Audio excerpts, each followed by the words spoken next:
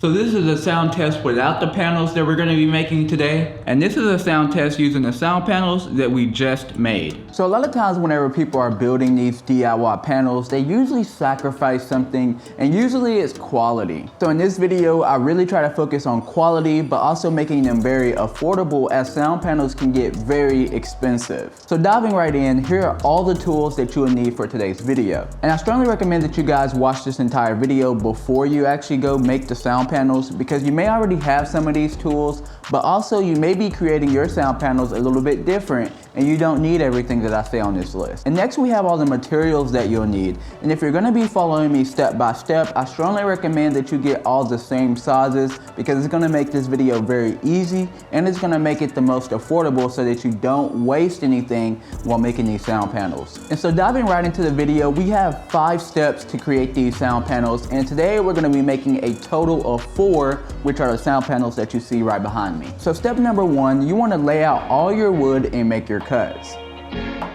Now for me today, I found it most affordable to base the size of my panels off of the fabric that I bought from the store. The reason why I did it this way is because depending on the fabric, these panels can get very expensive.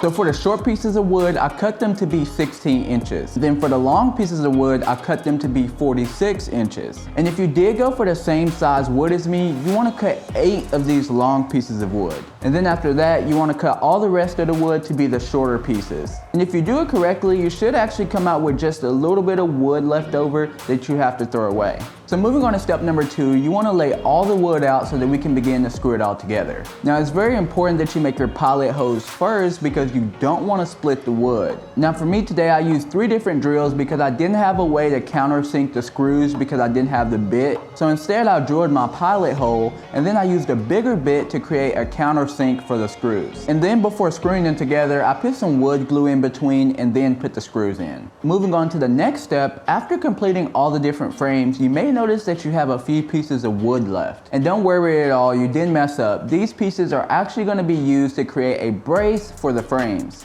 Now previously when I built sound panels, the panels begin to warp over time. So today we're going to be using this brace for 2 different things. 1, to hopefully stop the panels from warping over time, and then 2, for holding in the insulation as we screw the fabric around. Now you don't have to be very precise on putting this brace in the middle at all. You just want to get it somewhere near the middle, and then you're good. And moving on to step number 4, we're going to add our insulation and begin to wrap the panels. Now for me today, I just used the concrete and I laid out a clean towel so that I didn't get my fabric dirty. Now after laying out the fabric, I then placed the insulation in the frames and then laid it face down on the fabric with the brace side up. Right after that, I cut the fabric to match the panel size. Now it's very important that you add tension whenever you're stapling, because you don't want to run out of fabric on one side or the other. Now there are a bunch of different ways that you can fold the fabric to look the best, but today this is the way that I chose to fold the shorter sides and then staple. And after you get done stapling all the fabric around the frame, you then want to add the back piece. And there you go, you pretty much have your panels all done, and they should be looking very, very nice. Moving on to our very last step, we're gonna add the frame holders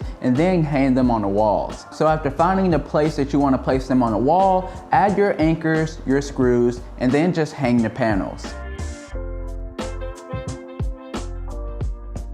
Now while these panels do look very nice on the wall, they should actually add a huge benefit to your sound quality within that space. So this is a sound test without the panels that we're going to be making today. And this is a sound test using the sound panels that we just made. Now this isn't the only way that I recommend that you treat your space. And if you're interested in better ways to treat your studio space, then I recommend that you check out this video on the screen, where I plan to upload all the videos as I redo my studio in 2022.